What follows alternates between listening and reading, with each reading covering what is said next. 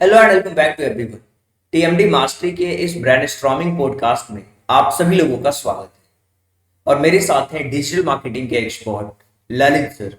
Hi sir, कैसे हैं? बढ़िया सर।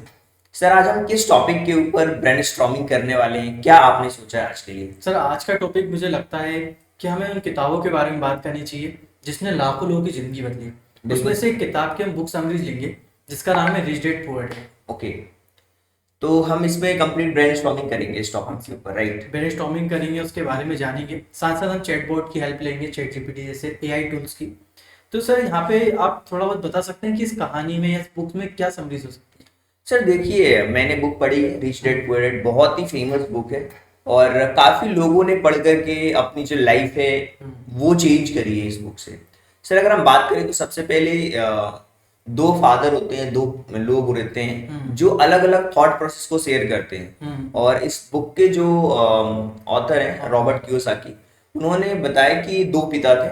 पहला उनके असली पिता जिन्हें वो पुअर डैड कहते थे, ठीक है। और दूसरा जो उनके पिता थे, दोस्त के पिता थे, जिन्हें वो रिच डैड कहते थे। अब सोचिए दोस्तों कि दोनों लोग है ना अलग अलग सलाह देते थे। जो पुअर डैड थे वो कहते थे कि बेटा पढ़ाई करो, अच्छी नौकरी लो और बिल्कुल एक सेफ जिंदगी जियो।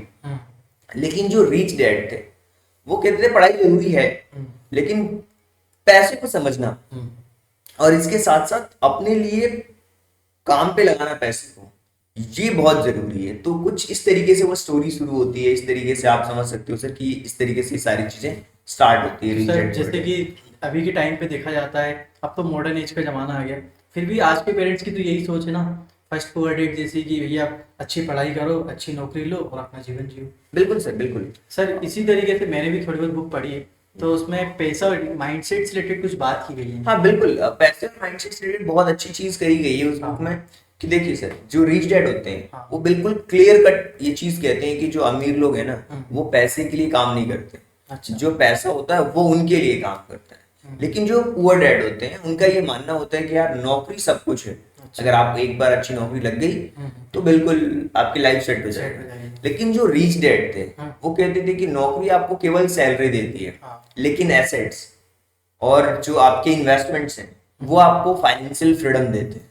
बिल्कुल सर, हम एसेट्स को भी समझेंगे। उस बुक्स में एसेट्स और लाइबिलिटी जैसी कुछ बातें भी की जाती हाँ हैं बिल्कुल। कि कुछ चीज़ एसेट्स होती हैं, कुछ चीज़ें लाइबिलिटी होती हैं। बिल्कुल सर, देखिए बहुत अगर एक जर्नल वे में आपको बताऊं कि एसेट क्या होता है, लाइबिलिटीज क्या होती है, हाँ। तो एसेट का सिंपल सा मतलब है कोई ऐसी चीज जो आपके जेब में पैसा डाले, वो आपके लिए एसेट है।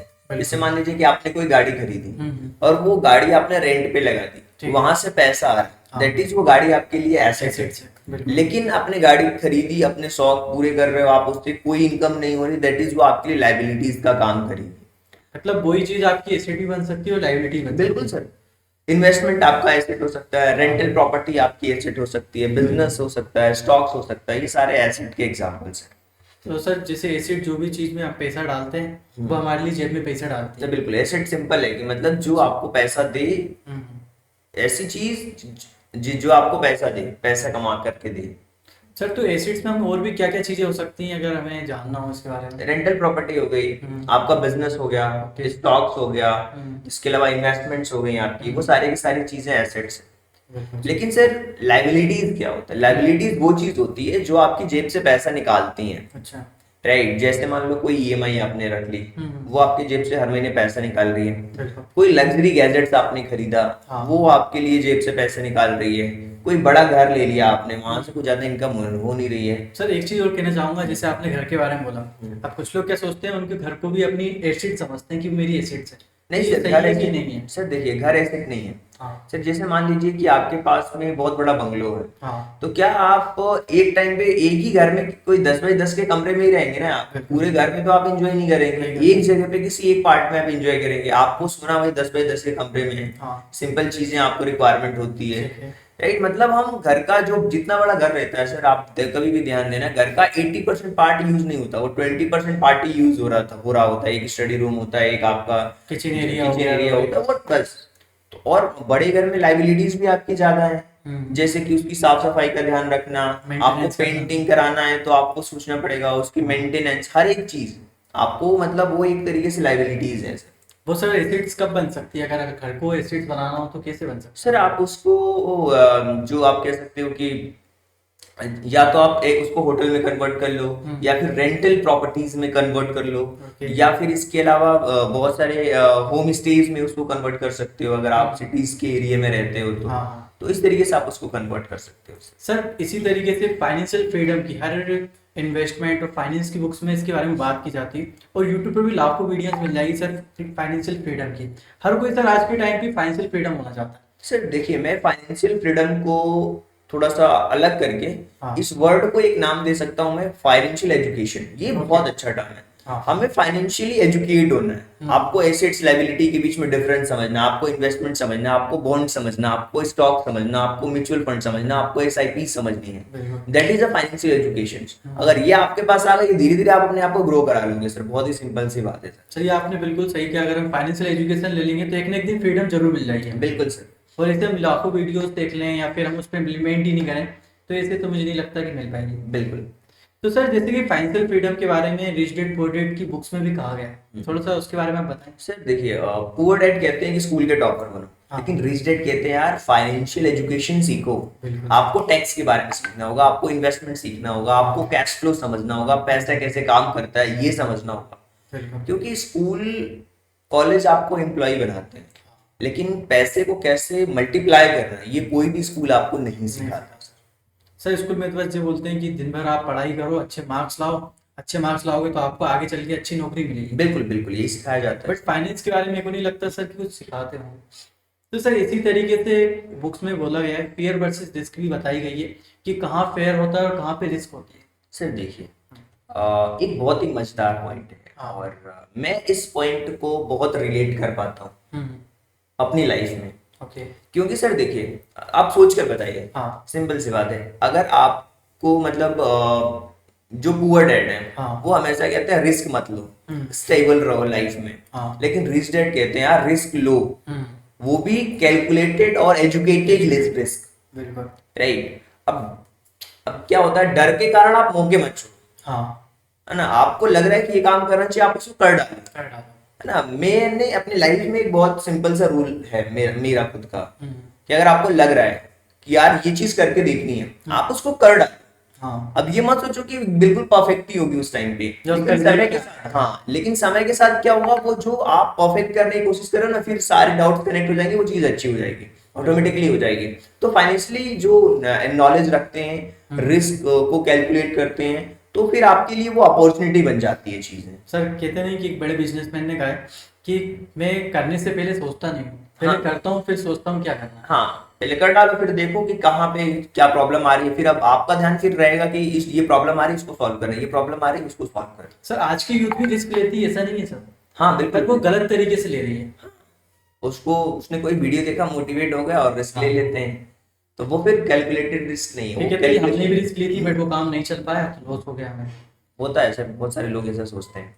तो सर यहाँ पर आप बताइए कि जैसे मान लो कि इसको कैसे एग्जाम्पल से आप रिलेट कर पाओगे। सर देखिए, बहुत सिंपल सी बात है। अगर मैं आपसे पूछूं कि अगर अचानक आपके खाते में 10 लाख रुपए मिले, तो आप क्या करोगे, और ये मोस्टली जो जनता है वो क्या करेगी। सर जैसे कि ट्रेंडिंग में आईफोन चल रहा है, हाँ, वो तो इसके ले पास अगर पैसा आ जाएगा तो आईफोन वो पे ले लेगा, बिल्कुल फिर एक बड़ी सी कार लेगा, बिल्कुल। और इसी के बाद फिर एक घर बढ़िया से खरीदेगा। हाँ, मतलब वो सोचेगा कुछ ना कुछ में पैसे को इन्वेस्ट करूँ। मैं उसे इन्वेस्ट करूंगा सर, उससे पैसा बनाऊंगा, बिजनेस में लगाऊंगा। यही जो फर्क है, हाँ। वो पुअर डैड और रिच डैड वाली है सर।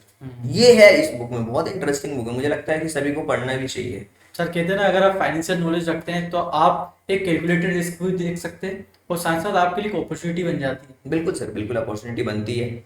और सर इसी के साथ चलिए हम चैट जीपीटी से जानते हैं कुछ ऐसे क्वेश्चंस, जैसे कि मान लीजिए फाइनेंशियल एजुकेशन शुरू करनी हो तो कहाँ से शुरू करें। सर पहले तो चैट जीपीटी से मैं ये जानना चाहता हूँ कि मतलब ये जो बुक है रिच डैड पुअर डैड के क्या आउटकम्स है, क्या समरीज हो सकती हैं। बिल्कुल सर। राइट, फिर उसके बाद हम जानेंगे इसके आउटकम्स, और फिर उसके बाद सर एक फाइनेंशियल जर्नी का एक हम कंपाउंडिंग की पावर भी देखेंगे। हाँ सर। एक वेबसाइट है calculatorSite.com, वहां से भी देखेंगे उसकी पावर को कैसे क्या होगा सर। बिल्कुल। सर ये देखिए, मैंने सबसे पहले तो स्क्रीन को कनेक्ट कर लिया। अब मैं यहाँ पे जो चैट जीपीटी है उससे पूछने वाला हूँ चीज़ों को कि कैसे काम कर रही है ये। राइट। एक सेकंड, कनेक्ट शायद डिस्कनेक्ट हो गया क्या सर वो? एक सेकंड, एक सेकंड, अभी मैं कनेक्ट कर लेता हूँ इसको वापस। एक सेकंड, 264 9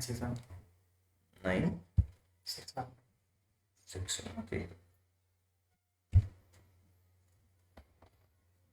तो मतलब एआई चैटबॉट हमें ये भी बता देगा बुक समरीज के बारे में? हाँ सर बिल्कुल बताए। अब देखिए ना, हम अभी करते हैं ना इस चीज़ को, ये चैट जीपीटी ओपन कर लिया हमने। ठीक है। अच्छा, ये कैसे बताता है? ये क्या होता है, इंटरनेट की दुनिया पे जितनी भी चीजें मौजूद होती है ना, उससे रिलेटेड वो चीजें बताता है। अब मैं कह रहा हूँ कि मुझे एक डिटेल्ड बुक समरी चाहिए। ठीक है। मुझे एक डिटेल बुक समरी चाहिए। बुक समरीज चाहिए, हम्म, जिसे मैं उस बुक के मेन पॉइंट को समझ पाऊँ। बुक का टॉपिक हम लिख देते और हैं। बुक का नाम है rich dad poor dad. Rich dad and poor dad, rich dad poor dad. ठीक है सर। ठीक है। मैंने लिखा मुझे एक बुक समरी चाहिए जिसमें बुक में सारे पॉइंट को समझ पाऊँ और बुक के नाम ये कर दूं। अब ये सर देखिए, अब आपको बुक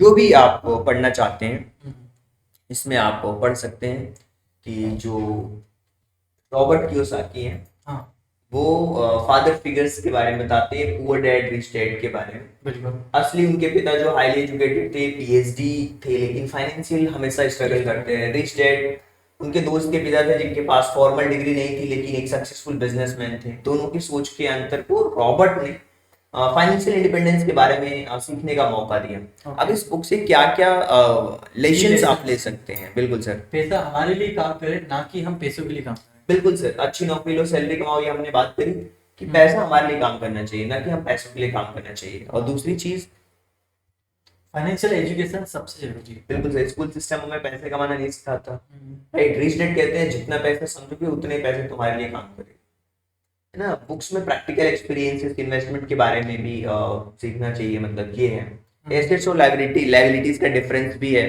कि ऐसी चीज जो आपके पॉकेट में पैसा डाले, business, rental property, stocks, mutual fund, इसके बारे में हमने बात करी। बिल्कुल। एंटरप्रेन्योर और इन्वेस्टर की सोच, जॉब की सिक्योरिटी सबसे पहले इंपॉर्टेंट है, ये पुअर डैड कहते हैं। अच्छा। रिच डैड रिस्क लेने की हिम्मत, अपना बिजनेस और मल्टीपल इनकम सोर्सेज बनाना जरूरी है। जरूरी है, बिल्कुल सर। इसी से टैक्सेस टैक्स और कॉर्पोरेशंस की समझ होनी चाहिए कि रिच लोग कॉर्पोरेशन को यूज करते हैं और टैक्स बचाने के लिए, पुअर लोग सैलरी पे डिपेंडेंट रहते हैं, हाईली टैक्स लगता है। लेकिन फाइनेंशियल लिटरेसी से हम लीगल तरीकों से टैक्स प्लानिंग सीख सकते हैं सर। ओके। फिर और डिजायर की रोल। हाँ, फियर और डिजायर का रोल है कि मतलब लोग पैसे के लिए काम करते हैं क्योंकि उन्हें गरीबी का डर होता है, हाँ। ज्यादा खरीदने की इच्छा होती है। हम्म, रिच डैड कहते हैं फियर और ग्रीड से फ्री होके पैसा कंट्रोल करना सीखो। बिल्कुल राइट सर। अगर आप फेयर और ग्रीड से अगर कंट्रोल कर लेते हो मतलब आप बहुत आगे बढ़ सकते हैं। बिल्कुल। इसी तरीके से लर्निंग बिफोर अर्निंग, हाँ, ये हमेशा एक बात हमेशा हर बुक्स में मिलेगी सर। आप यंग एज में सैलरी के लिए नहीं, स्किल्स के लिए सीखने के लिए काम करो। कम्युनिकेशंस हो गया, सेल्स हो गई, मार्केटिंग हो गई, इन्वेस्टमेंट, ये सारी स्किल्स पैसा बनाने में मदद करते मदद हैं। करते हैं, बिल्कुल राइट। इसी के साथ किताब से निकला रोड मैप सर यहाँ पे दिए हुए हैं, इसके बारे में बताइए। बहुत सिंपल है, फाइनेंशियल एजुकेशन लो, ओके। एसेट बनाना शुरू करो, ओके। लाइबिलिटीज पे काम करो ठीक है। और लाइबिलिटीज कम करो, एसेट्स पे काम करो, मल्टीपल इनकम के सोर्सेज बनाइए ओके। और अपने दिमाग को ट्रेन करते रहो, रिस्क लो, समझो, अपॉर्चुनिटी को पकड़ो। बिल्कुल। तो ये है इस बुक से जो आप सीख सकते हो। एक सिंपल एग्जांपल यहाँ पे दिए गया है। हम्म, कि अगर आपको 10,000 सैलरी लेते हो और ओके। 8,000 खर्च करने में जाते हैं तो ये सिर्फ मतलब 2,000 ही है। ये मिडिल क्लास की सोच है कि अब 8,000 का खर्च हो गए तो 2,000 बचेंगे। इसी तरीके से अगर आप 2,000 का mutual fund stock side business में लगाते हैं वो पैसा बनेगा, एक कंपाउंडिंग ग्रोथ यहाँ पे होगी। और धीरे धीरे आपके एसेट की इनकम खर्चे खर्चे और फाइनेंशियल फ्रीडम आप अचीव कर लोगे। तो ये सारी चीजें हैं सर। जी सर। तो चैप्टर वाइज भी ब्रेकडाउन भी सर दे सकता है ये बनाकर। ओके। मैं अगर बोलूँ इसको कि चैप्टर वाइज ब्रेकडाउन भी बना करके दूं तो वो दे सकता है। तो मतलब सर आप बुक रीड करने से अच्छा कि हम इस पे यहाँ पे Brainstorming करो, बिल्कुल। brainstorming करेंगे तो हमें पूरा कंटेंट उसका मिल जाएगा जो बुक्स में दिया जाता है। बिल्कुल। चैप्टर वाइज ब्रेक डाउन देखता हूँ सर मैं। ठीक है। ये लो sir, chapter wise break down आपको मिलेगा। पहले इंट्रोडक्शन। ठीक है। ठीक है सर। फिर the rich want work for money.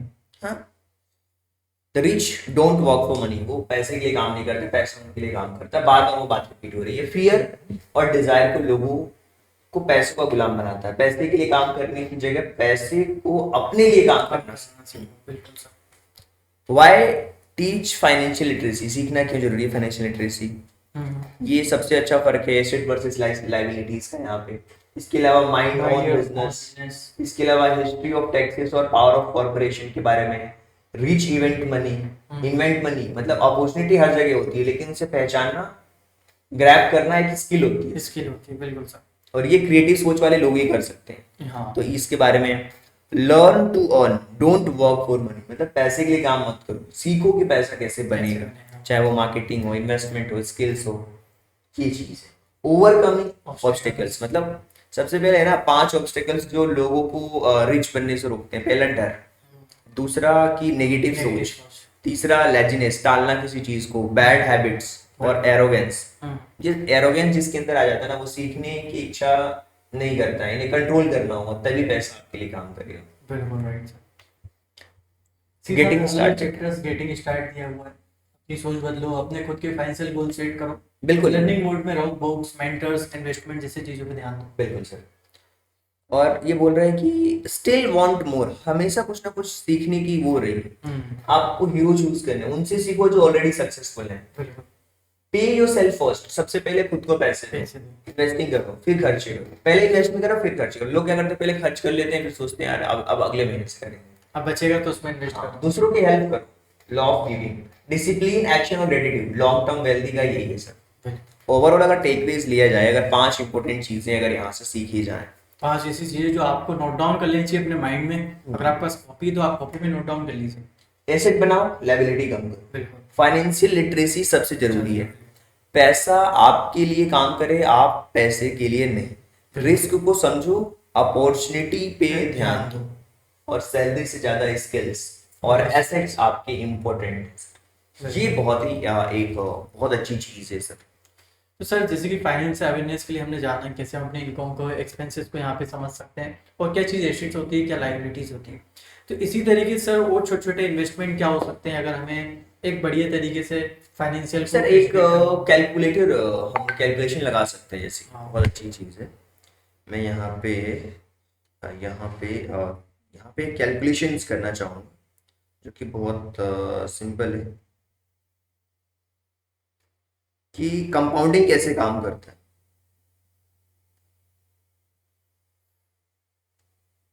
ये एक वेबसाइट है सर, ठीक है। राइट।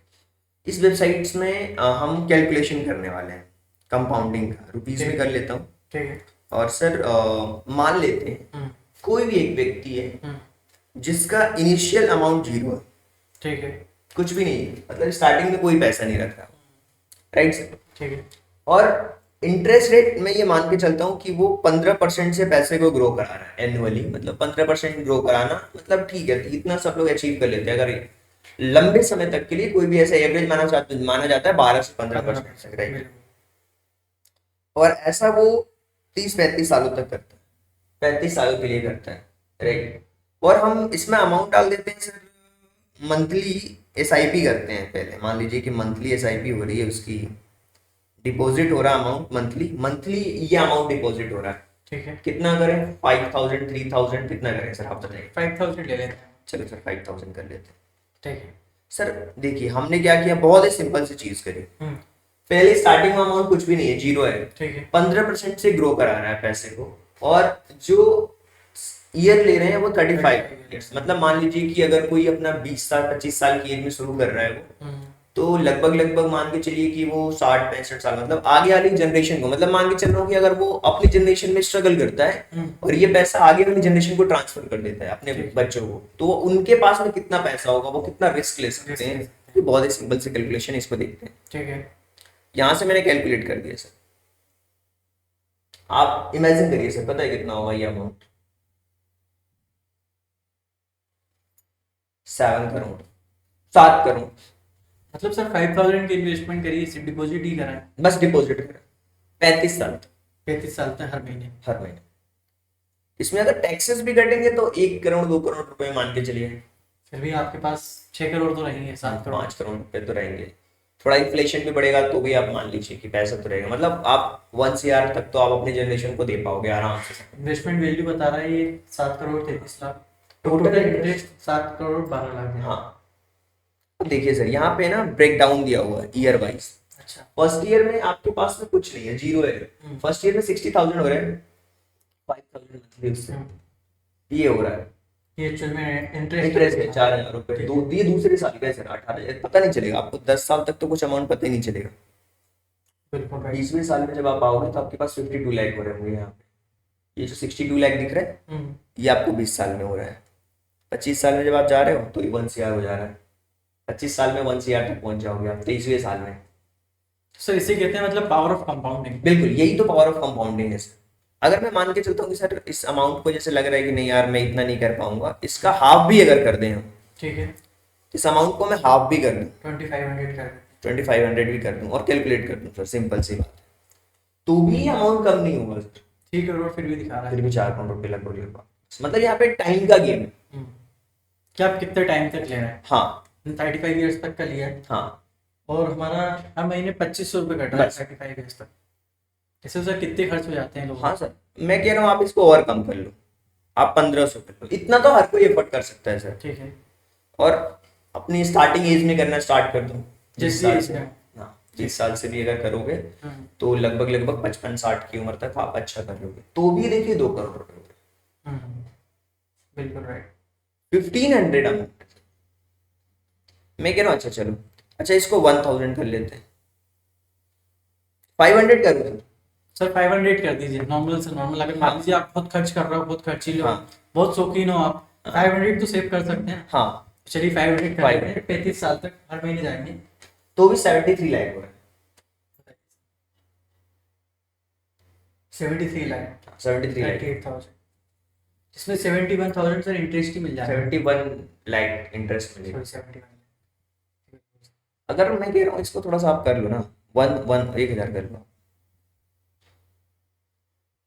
और फिर देखो 1 CR फिर भी आप पहुंच जाओ। मतलब 1,000 भी अगर हर महीने अगर हम करते हैं, एक इन्वेस्टमेंट, छोटा सा इन्वेस्टमेंट करते हैं 35 ईयर्स तक, तो 1 करोड़ तक हम टच कर देंगे।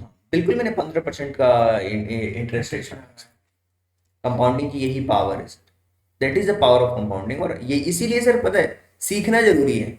इसमें है ना एक मतलब डिसिप्लिन चाहिए होगा आपको किसी भी चीज को समझने के लिए। डिसिप्लिन के साथ कोई भी चीज करोगे डेफिनेटली आप ग्रो करोगे। बिल्कुल, इसलिए हमने प्रैक्टिकल आपको चीजें बताई। सर इसलिए हमेशा अलग अलग फाइनेंस की बुक्स में हाँ। हमेशा कंपाउंडिंग के बारे में बात होती है, बिल्कुल सर, इन्वेस्टमेंट के बारे में हमेशा बोला जाता है। 5,000 नहीं कर पा रहे, 3,000 करिए, 3,000 नहीं कर पा रहे 2,500 करिए, 2,500 नहीं कर पा रहे यार 1,000 रुपीज करो। इतना तो कर ही सकते हैं आप। इतना तो कर सकते हैं, एक स्टूडेंट कर सकते हैं, इतना पॉकेट मनी में बच्चे उड़ा देते हैं। सर ऑनलाइन गेमिंग के बारे में, ऑनलाइन गेमिंग के बारे में हमने बात करी थी, बिल्कुल उसमें इससे ज्यादा पहले वाले पॉडकास्ट में तो उसमें बताया था कि लाखों रुपए तक बच्चे मतलब उड़ा देते हैं उड़ा महीने। देते हैं, बिल्कुल सर। ये तो आपका एक इन्वेस्टमेंट है। हाँ, बस डिसिप्लिन के साथ आपको करना है सारी चीज, लंबे समय में इफेक्ट दिखेगा आपको। और आई होप कि ये जो सेशन है आप लोगों को बहुत अच्छी तरीके से समझ आया होगा। अगर आपको लगता है कि हमें किस टॉपिक्स पे बात करना चाहिए, आप हमें सजेशन दे सकते हैं, सुझाव दे सकते हैं। So thank you so much and thanks for giving your precious time at the last. God bless you, thank you so much.